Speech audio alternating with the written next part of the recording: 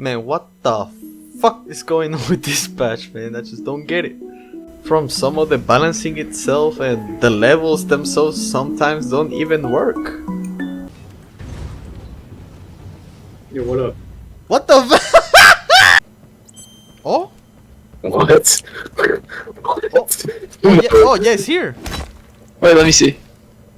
Now, am I saying that this is a bad rundown? Not at all. This rundown stays true to the original and there's a bunch of level design changes that are great. Like, to brush some of them off, on D1 they changed the room right next to the bridge to force you to get sandwiched on the bridge area if you choose to hold there, essentially removing the big funnel that we used to have. On D2 they changed the map to promote the use of the fog turbine, unlike the original, which you basically didn't need it at all. And probably the level with the most amount of changes is our 41, which changed for the better. They made the room prior to the boss fight with open tiles to prevent people from just funneling tank one way while mom just hangs out in the back, so you can easily just kill tank. They changed the arena itself to have more cover so you can push to fight P-Mom without her giving birth instantly, and have tank get free leaks on everybody on the team. And on the extreme side of things, they made it so that the Bloodthor fight is closer to the mom's son, forcing you to fight it on the spot, which is a lot scarier. And for the last terminal, which got a little bit nerfed, it was made way better than the original because there's no enemy density bug anymore. And instead of 4 scouts, there's 2, which is less RNG in general. So 14 guns have received buffs and nerfs, and you think, damn, that's a lot of rework going on. But in reality, like half of those guns actually receive changes that matter. For example, to fill the patch note list, they buff SMG reload speed from 1.5 seconds to 1.4 seconds. May the Lord kill me right now, but I can guarantee you that nobody asked for a reload speed buff on the SMG. Burst Cannon finally got nerfed. They reduced its damage ammo, which I think is perfect, but I do think the recoil nerf was a little too much.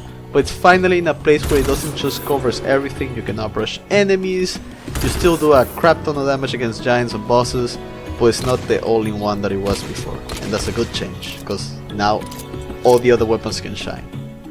Same thing can be said about Halogon. They finally increased the charger to be less spammable. It's still pretty good, you just need to funnel more often than not and pay attention to the charger. The arborist changes made it feel a little bit more like heavy assault rifle, but its advantage is still on the fact that it has no recoil and is super easy to use. I just wish it had a little bit more ammo on the reserve. But they did buff Shotgun Sentry's main weakness, which was its ammo, because previously it would run out of ammo really quick. It couldn't even last a class 3 alarm, and now it lasts longer, it's more useful overall, and I really like that. And again, Veruta got buffed for no reason whatsoever, but the good thing is that the heavy assault rifle got its recoil toned down, so now it's perfectly usable, it is really nice to use.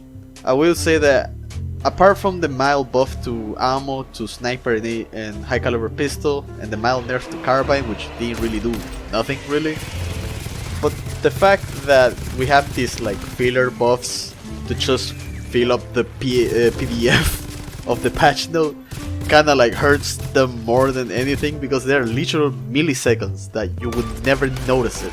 Like 1.5 to 1.4 seconds, like nobody will notice that, and they felt the need to put that on the patch note.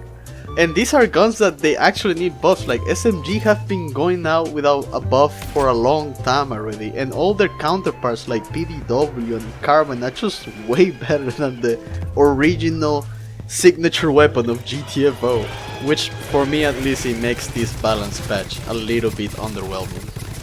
Now let's stop beating around the bush and let's just talk about the cosmetic situation. And it honestly kinda sucks, because it just shows how low priority GTFO is. They had no cosmetics ready for release date. Now granted, they did fix the issue quickly, they did put themselves to work quickly, but this shouldn't be happening to begin with. And according to what I'm reading in some Discord servers here and there, we might not even have enough cosmetics for Rundown 5, which means the same situation might happen again when Rundown 5 and 6 releases. or re-releases, may I say. So yeah, this rundown re-release is a 50-50 for me. Like some of the balancing changes were really good in my opinion. They finally happened, like the burst cannon. Most of the levels stay true to themselves, or they use the feedback from 2 years ago to put it on this rundown. So I'm really glad they actually changed some of the levels for the better. But the thing is that this patch is probably the second worst patch they ever released, aside from rundown, I think rundown 6 with the sniper melee patch.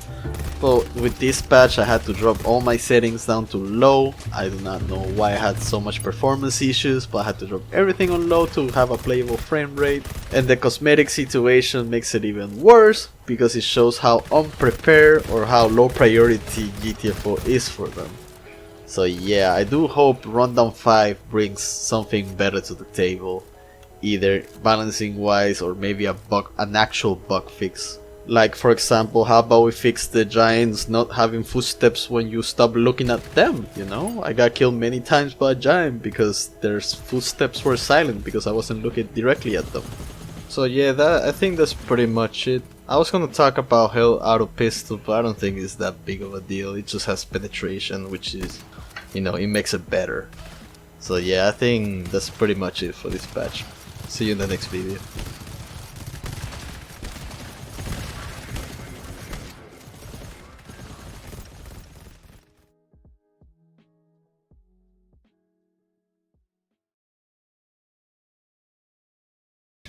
Look at this shit. Bro, where are you going? yeah, preload, yo, people, get your What just second? yo, Why you hey, what the fuck are you